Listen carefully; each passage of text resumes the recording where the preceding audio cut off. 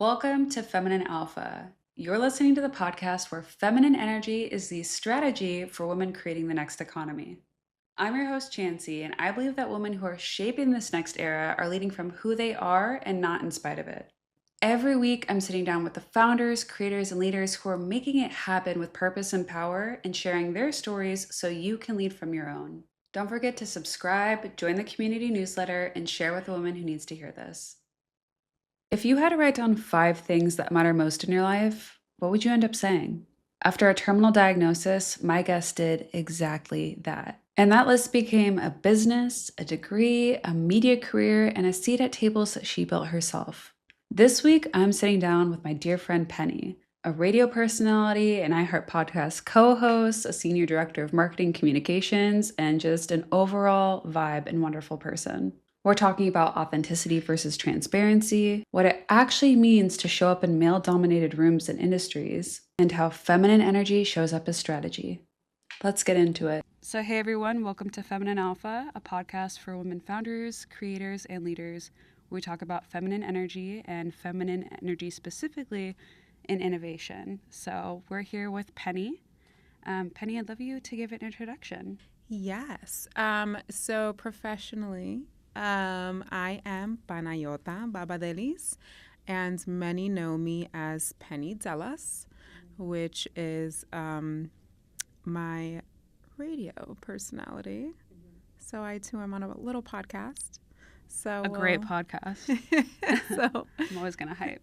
I love it. No, it's called Teach Me Something. Speaking of innovation in media, and I co-host with DJ Pro Style. And it's an iHeart podcast presented by Berkeley College. So very cool. That's amazing. And I actually met Penny through speaking on a panel that was part of Hispanic Heritage Month. And it was such a fun time. And I think what I loved about the curation of that space was one, all the personalities that were on stage. When you guys were talking, and then when the founder of World Latin Star came up, or then even my panel, like we were all our authentic selves, which I feel like something that can be so uncommon, especially when we're on stage or when we're speaking. Like people will bring forth kind of a persona to make them look good, but I feel like this was just such a genuine conversation we happened to be recording. I loved your panel, Comunidad y Afecto. So that was for the Comunidad Educación y Cultura, powered by Dallas MGT. We wear many hats, women in media. But it was such a powerful resource for the community that was there, because we had tech, we had fintech, we had continuing education, we had our moderator, shout out to Jen from Sony. So it was just such a cool collaborative conversation, and it just felt at home with those resources and the audience that was there. Yeah, and I made genuine connections as well. I loved it. And the backdrop was so cool. We were speaking in an actual train car. Wasn't that cool? That's something in media I'd love to see, is like cultivating more. And again, authenticity can be such a weird buzzword, or like just something that's so overused. But truly cultivating community through that space. I feel like with social media, there's been so much performative nature. And again, people will do what they have to do to, get the bag. I'm not here to judge people that are making money through social media. But in the actual like media or traditional media space, creating community and creating space to have those conversations that lead to impact or lead to sharing our stories in a way that our communities can resonate and learn something or feel connected. And I mean, with Feminine Alpha, that was the whole point. Like, I'm one person, I'm one experience, I'm one voice. Right. But there are so many women that have just these profound stories. And it might even seem something very like just average, but someone will listen and be like, that resonates so deeply with me. Thank you for sharing, or I'm so inspired from that. Quick break. If you're not subscribed yet, now is the time. We drop new episodes every week, and you definitely don't want to miss what's coming.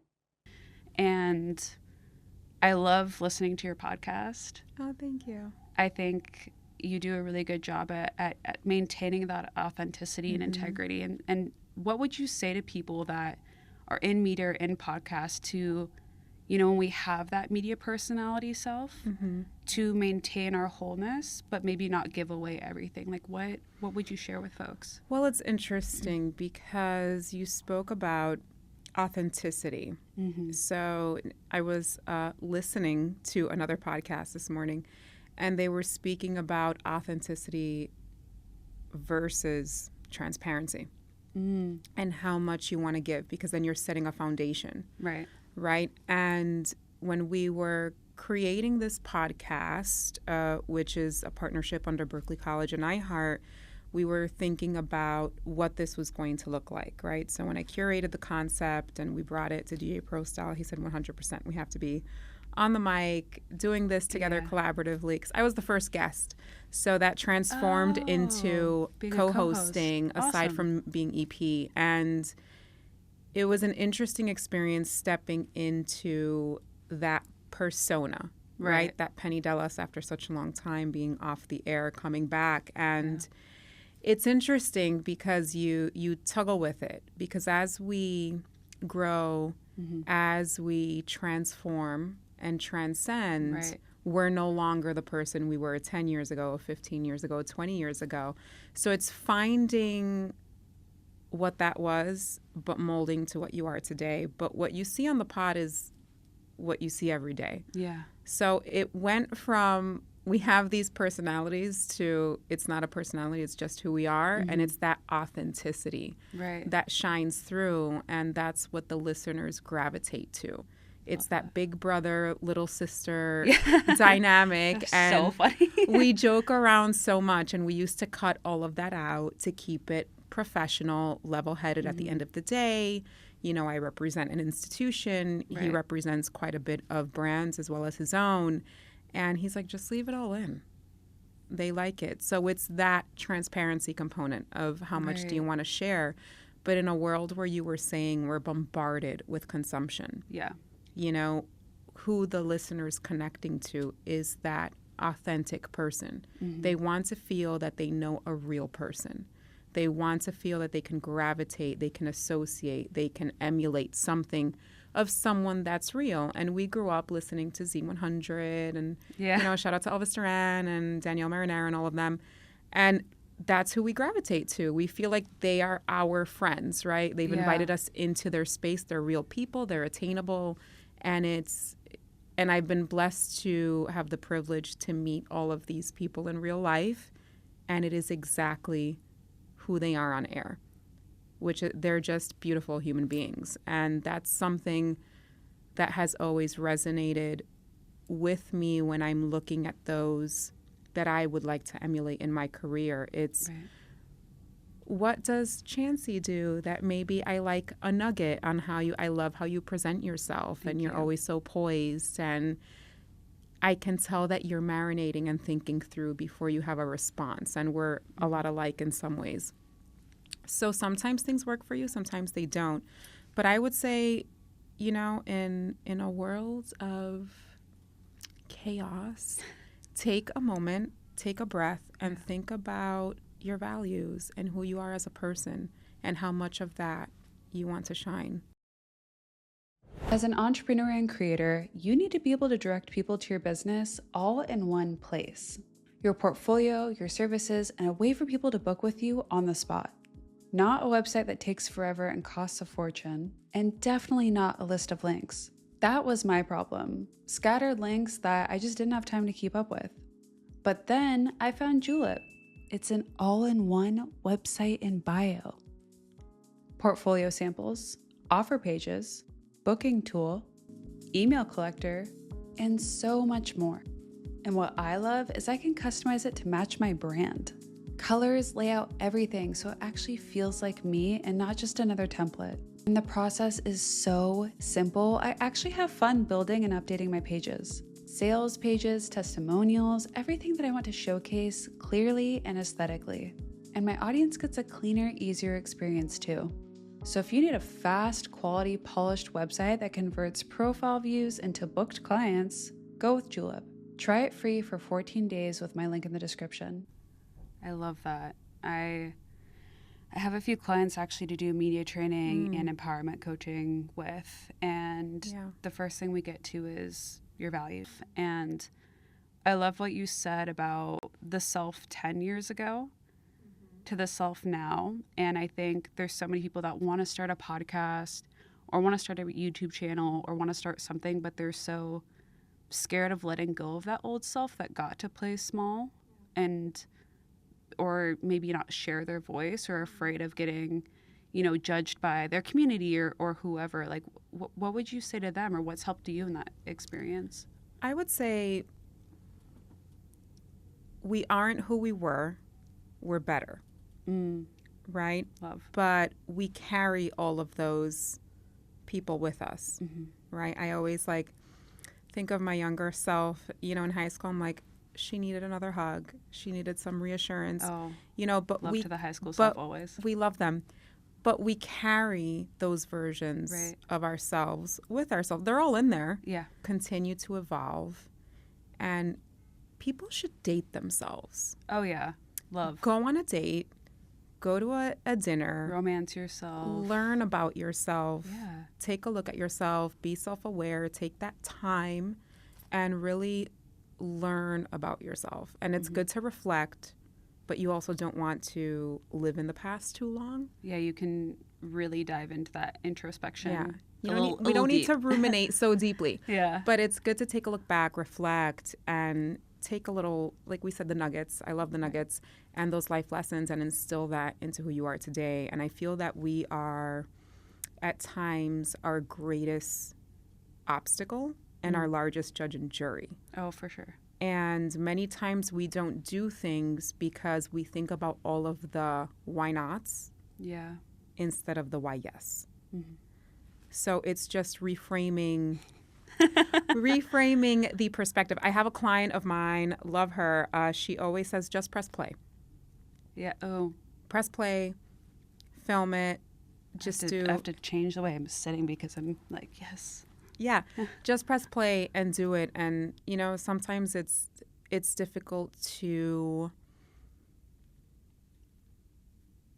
horn in that vulnerability and share that with the world because we're so judgmental and we don't look at ourselves all the time as our accomplishments.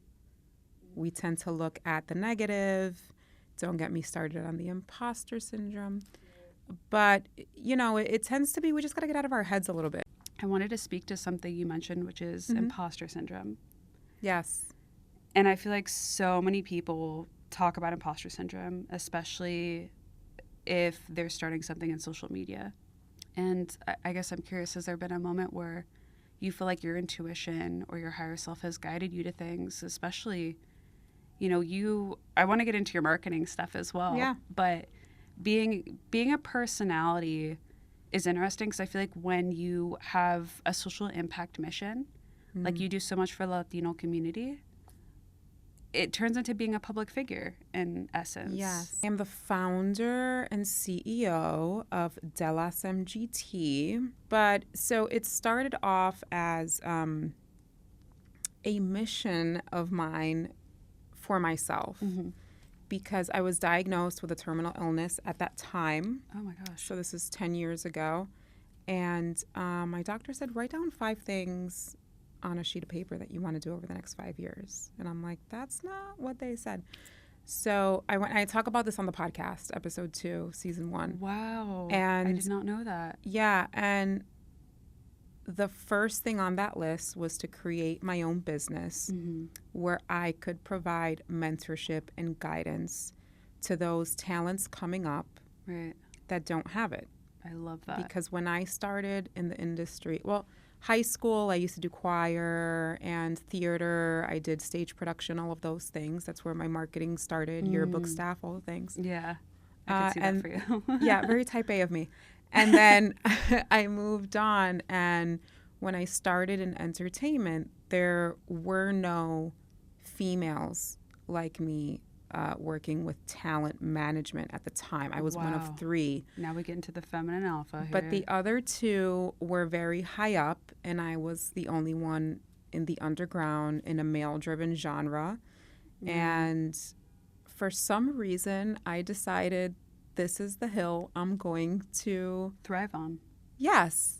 At the time, that's not the expression I used, but yes. Yeah. And I was having a lot of fun, and I wanted to do that. And I trailblazed through it. At the time, I didn't realize that's what I was doing, but it was. And I was able to work with many, many talented creatives, from producers to engineers to musicians to artists to managers. And while it was a very difficult and challenging experience being a female in that world, at the same time, I have maintained that respect because I carried my integrity and my values at the forefront, and I was not willing to compromise myself for anything and the things that you encounter. How old were you? Or like, when was this? 18. Oh, this is when you were 18. Yeah. Right out of high school, I started. And at 18, you were like, I'm going to be in my integrity and my... Well, that wasn't at 18. You do it without knowing you're doing it. But yeah, around like 21, I was like, okay, well, like, this is... I'm not going to move funny. Basically. Yeah. I mean, you know, and it has to do with how you're raised. My parents raised us very well. You know, we were a religious family and, you know, very home culture and multicultural family, from Greek to Uruguay to Italian. So it was you had that familial laurel and you kept close to the cuff and you didn't do, you know, chaotic things.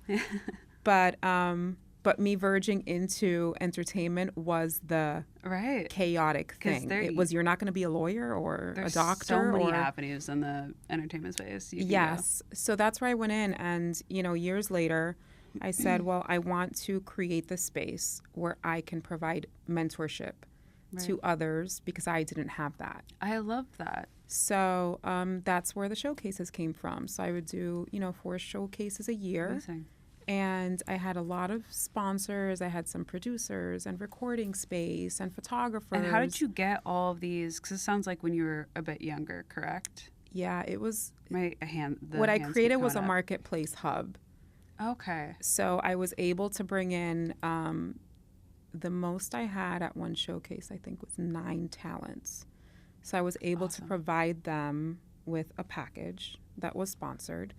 And they could have 1 hour of rehearsal time, 1 hour of brand management time with me, an hour with a producer, half an hour with a photographer. You really created it's more of like an ecosystem. It was an ecosystem at the time.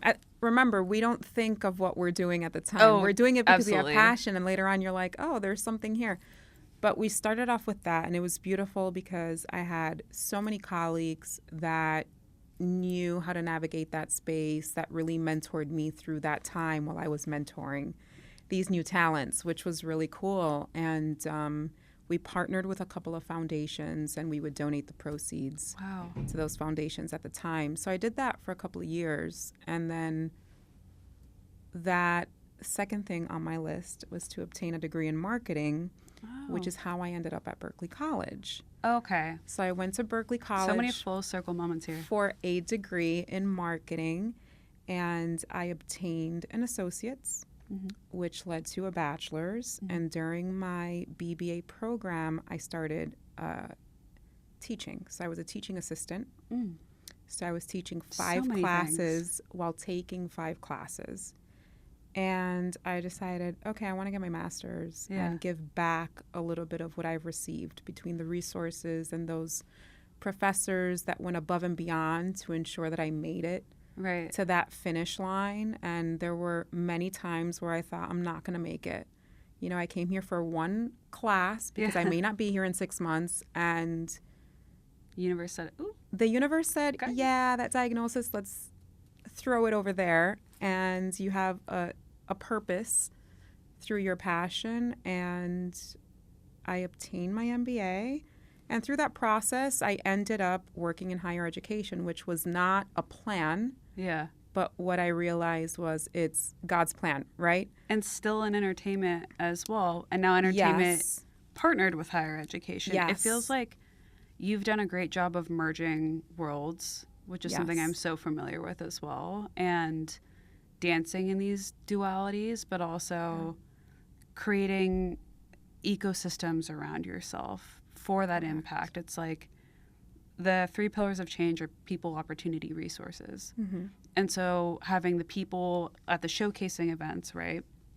Having the opportunity to bring them together and have these events, and then the resources of, you know, the branding and then a sponsor and everything you talked about. It's like you're finding a way to get all of these pieces and curate it where it creates impact and brings value and fulfillment to you as well. And I feel like that's something I would love for more women to understand, just kind of what that process looks like. And I know for everyone, it's a different formula in essence. Yes. A lot of it for me comes from the natural ability to lead. So since a very young age, I always had that business intuition, that business archetype. Mindset. My dad, hey dad, he always had that business mindset. And, you know, he allowed me to lean into that. And that's why I used to do the fundraising in high school and, you know, the yearbook and all these things. Yeah.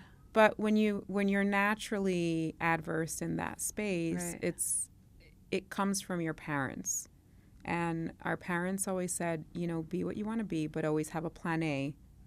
Passion sometimes tends to be plan B, but you need security, right? Different generation, different world. Absolutely. And I always have those things in the back of my mind. And it just so happens that because of life and the things that move us in different paths, I ended up in higher education. And I will say it's the best decision I ever made in my life was to attend that first semester at Berkeley, because that led me to a path of redefinement. It led me to a path of open-mindedness, which opened up endless opportunities. And what we need to understand is opportunities are everywhere. Oh, yeah. It's not getting in the room.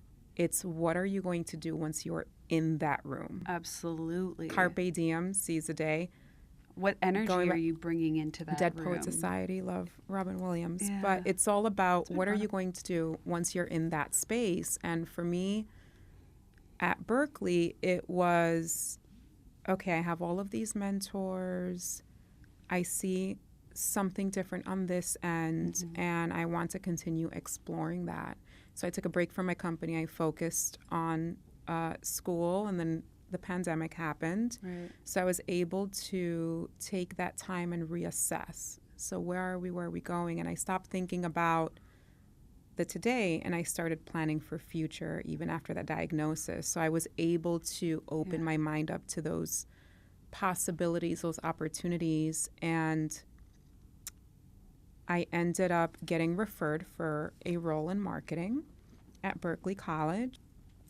I ended up in Berkeley. I worked in the comms team, and that turned into me finding an opportunity in the marketing team. And I was referred for the position. I got the position.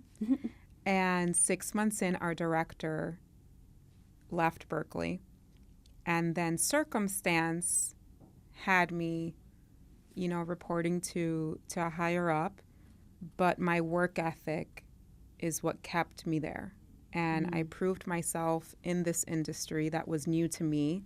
And I climbed that ladder, having, you know, 3 promotions within 3 years. And that was a big deal. And I'm the senior director of marketing and communications for Berkeley College, system-wide. And it's a beautiful opportunity because I not only have the trust of the owners and the president, but I have worked hard to gain that trust. Yeah. And when you are in your path to not only wanting to better yourself and those around you, that leadership role kicks in. Right. And Absolutely. that exuberating that confidence and providing that to your team and leading by example is extremely important. And I've had great mentors at Berkeley. Dr. Racinos, our president, is one of my mentors, and she has an open door policy. So I have that with my team. And because of that and contract negotiation, comes full circle to my experience in bookings, in brand management, in brand strategy, in marketing, in media. Yeah. So I'm able to curate, cultivate, and nurture these relationships with our marketing partners. I don't like using marketing vendors. We are partners. Right. Yeah. And we partner with organizations like New York City Football Club, like iHeart Media, that share the same values that iHeart we Media is do. so huge too. That's such They're a amazing. And great win. we put our student first, and we serve 41% Hispanic, followed by African American, Indian, Caucasian. So I always say the nation's minorities, our majority, which goes back to my ethos, my principle, Beginning of this whole my giving conversation. back to the community and what that means. What do those pillars look like? Those So values. when you're thinking about where you want to be, who you want to be, think about how that aligns with the organizations that you're looking to employ you. Because at the end of the day, if you are not passionate Yeah. about who you're working with or who you're working for, it's going to Right. shine through what you're doing.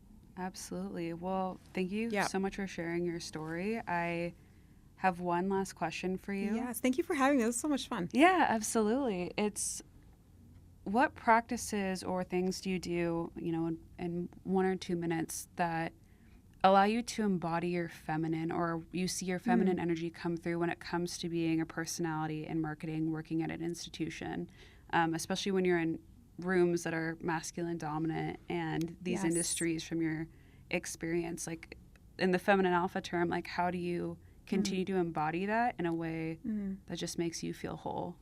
Well, number one, meditation. I love meditating, being grounded, but also take up the space. Ooh. Okay, you are allowed to take up the space and be unapologetically yourself I love because that you as the earn the feminine. right for that space. Yeah. And the knowledge that and the expertise that you bring to that table, others may bring that. The delivery may be different. I always say it's not the message, it's the delivery. But be confident about who you are, and when you walk into a room, own it. Yep. Yeah.